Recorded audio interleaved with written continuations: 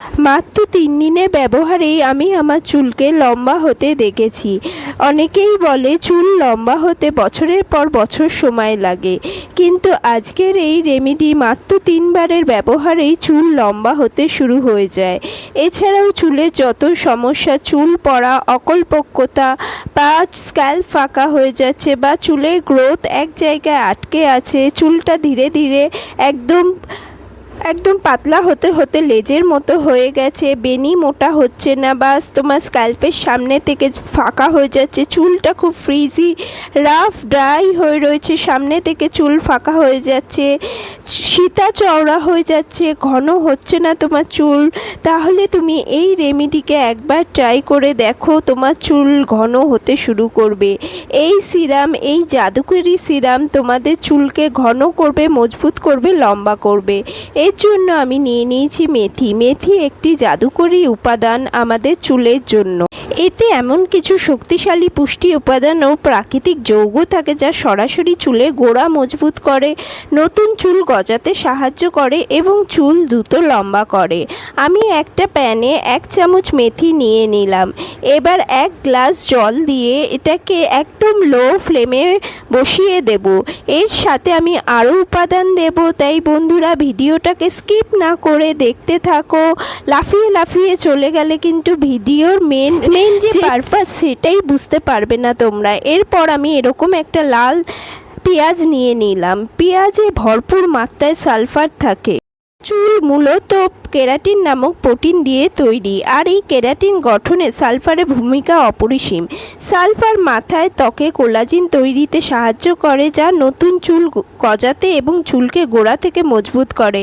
এছাড়াও অ্যান্টিঅক্সিডেন্ট, এতে কোয়ারসেটিন নামে একটি শক্তিশালী অ্যান্টিঅক্সিডেন্ট থাকে। এটি চুলের ফলিকল বা গোড়াকে ফ্রি রেডিক্যালের ক্ষতি থেকে বাঁচায় আর চুল পাকার হাত থেকেও রোধ করে। তো আমি এই পেঁয়াজটাকে ছোট ছোট টুকরো করে নেব। এরকম দেখতে পাচ্ছ বন্ধুরা, যেরমভাবে আমি কেটে টুকরো করছি সেইভাবেই তোমরা করবে। এতেই কিন্তু এর যে সালফার কন্টেন্টটা জলের মধ্যে মিশতে খুব ভালো কাজ করবে, তাই যেভাবে দেখাচ্ছি প্রসেসগুলো সেইভাবেই করবে বন্ধুরা, না হলে কিন্তু রেজাল্ট ঠিক পাবে না।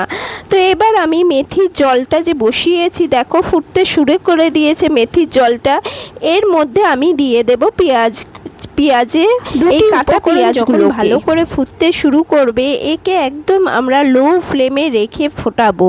বন্ধুরা, মেথিতে প্রচুর পরিমাণে নিকোটিনিক অ্যাসিড থাকে আর প্রোটিন থাকে। মূলত ক্যারাটিন নামক প্রোটিন দিয়ে তৈরি হয় আমাদের চুল।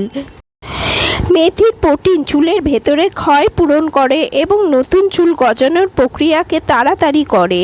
চুল লম্বা করতে কিন্তু নিকোটিনিক অ্যাসিড চুলের ফলিকলকে উদ্দীপিত করে, যার ফলে চুল দ্রুত লম্বা হয়। এরপর আমি 2টো জবা ফুল দিয়ে দিলাম।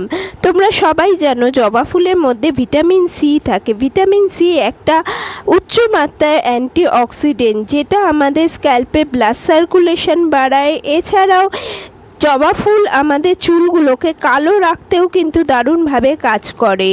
এরপর আমি 3টে উপাদান দেওয়ার পর আমি এটাকে ঢাকা দিয়ে ভালো করে ফোটাবো।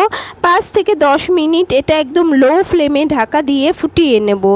এরপর ফুটে গেলে 5-10 মিনিট পর ঢাকাটাকে সরিয়ে তুমি ফ্লেমটাকে বন্ধ করে দাও। বন্ধুরা, দেখতে পাচ্ছ 3টে জিনিসই ভালো মতো ফুটে গেছে, আর এর কালারগুলোও এর মধ্যে ছেড়ে দিয়েছে। তার সাথে এর যত পুষ্টিগুণ আছে, প্রত্যেকটা ইনগ্রিডিয়েন্টে যত পুষ্টিগুণ আছে এই জলের মধ্যে চলে এসছে। এই জলটা একটা পাওয়ার হাউস তৈরি হয়ে গেছে।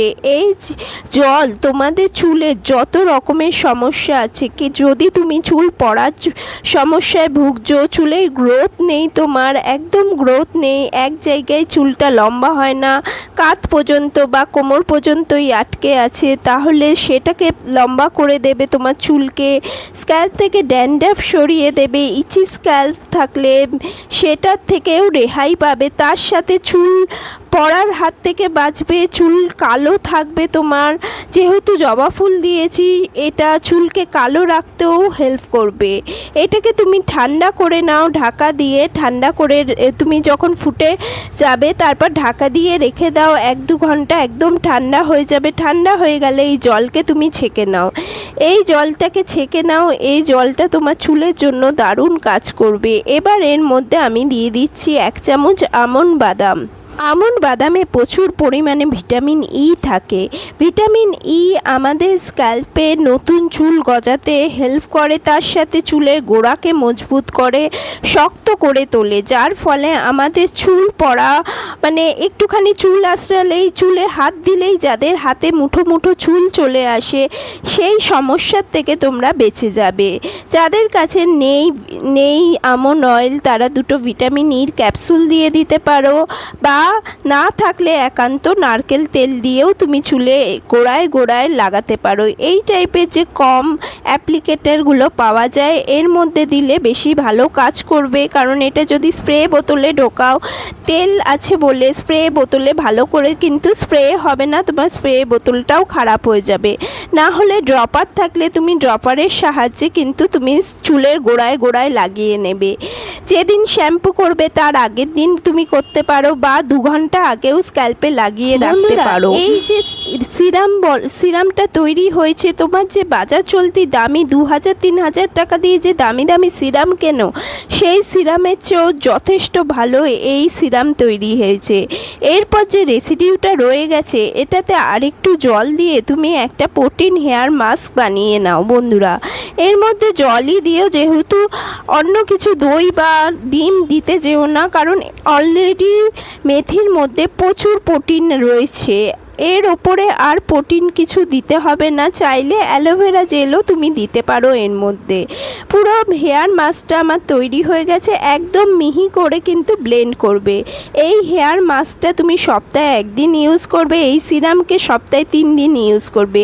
যেদিন হেয়ার মাস্ক ইউজ করছো সেদিন এই হেয়ার সিরাম লাগানোর প্রয়োজন নেই। এই সিরামটাকেই হেয়ার মাস্কের মধ্যে আরেকটু দিয়ে দাও। তারপরে এই হেয়ার মাস্কটা চুলে টিপ থেকে মানে গোড়া থেকে নিচ অবধি, ডগা অবধি কিন্তু চুলে লাগিয়ে ফেলেও, লাগিয়ে তুমি ঢাকা দিয়ে রেখে দেবে চুলকে। একদম প্লাস্টিক দিয়ে বা শাওয়ার ক্যাপ দিয়ে ঢাকা দিয়ে রেখে দেবে। আমি একটু এর মধ্যে আমন্ড অয়েল মিশিয়ে নিচ্ছি। তোমরা চাইলে তেল নাও মেশাতে পারো। যারা চুলে তেল অলরেডি দিয়ে রেখেছো তাদের আর তেল দিতে হবে না। আর যারা তেল দাওনি চুলে, এই হেয়ার মাস্কই ডাইরেক্ট লাগাচ্ছ, তারা তেল দিয়ে দিও। অবশ্যই বারবার করে বলছি, যদি তুমি আমন্ড অয়েল তোমার কাছে না থাকে, ভিটামিন ই ক্যাপসুল দিতে পারো বা নারকেল তেল দিতে পারো। তোমাদের চয়েস। প্রত্যেকটা ইনগ্রিডিয়েন্টের নিজস্ব গুণ থাকে, প্রত্যেকটা জিনিসের আলাদা আলাদা কিন্তু রেজাল্ট পাওয়া যায়। তো সেইভাবে আমি যেরকম দেখালাম স্টেপ বাই স্টেপ, সেইভাবে কিন্তু চুলে ইউজ করো। তুমি স্ক্যাল্পে যখন এটা লাগাবে, তারপর শ্যাম্পু করবে। অবশ্যই হেয়ার মাস্ক লাগানোর পর শ্যাম্পু করবে। চুলটা খুবই সিল্কি স্মুথ হবে, দারুণ তোমার সফট লাগবে, যে কোনো হেয়ার স্পার চেয়েও ভালো কাজ করবে। তো আজকের মতো ভিডিওটা এই পর্যন্ত। Thank you for watching. অবশ্যই কমেন্ট